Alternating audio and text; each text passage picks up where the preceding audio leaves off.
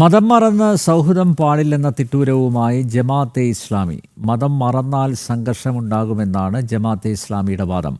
പറയാനൊന്നും ഇല്ലാതാകുമ്പോൾ കയ്യും കാലും വെട്ടും എന്ന മുദ്രാവാക്യം വിളിക്കുമെന്നും ജമാഅത്തെ ഇസ്ലാമി നേതാക്കൾ കോഴിക്കോട് പറഞ്ഞു. കോഴിക്കോട് ടൗൺ ഹാളിൽ നടന്ന വിശദീകരണ യോഗത്തിലായിരുന്നു ജമാഅത്തെ ഇസ്ലാമി നേതാക്കളുടെ പരാമർശങ്ങൾ.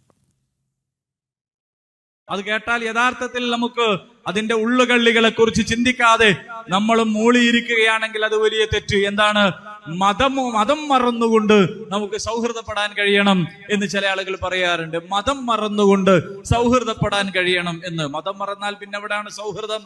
പിന്നെ സംഘർഷങ്ങളാണല്ലോ ഉള്ളത്. അതുകൊണ്ടല്ലേ മുതലാളിത്തത്തിന്റെ ആളുകൾ നാഗരികതകൾ തമ്മിലുള്ള സംഘർഷം എന്നവർ തലക്കെട്ട് കൊടുക്കുന്നത്. എന്തുകൊണ്ടാണ്? മതമൂല്യങ്ങളെ ഒഴിവാക്കിയാൽ, ദൈവിക മൂല്യങ്ങളെ ഒഴിവാക്കിയാൽ പിന്നെ അവിടെ ഉള്ളത് സംഘർഷമാണ്.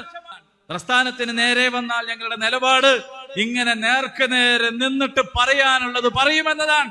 പറയാനുള്ളത് പറയാൻ കയ്യിലൊന്നും ഇല്ലാതാകുമ്പോഴാണ് കയ്യും കാലും വെട്ടുന്നതിനെ കുറിച്ചുള്ള മുദ്രാവാക്യം വിളിക്കേണ്ടി വരുന്നത് എന്ന നിസ്സഹായതയെ കുറിച്ച് നിങ്ങൾ മനസ്സിലാക്കണം.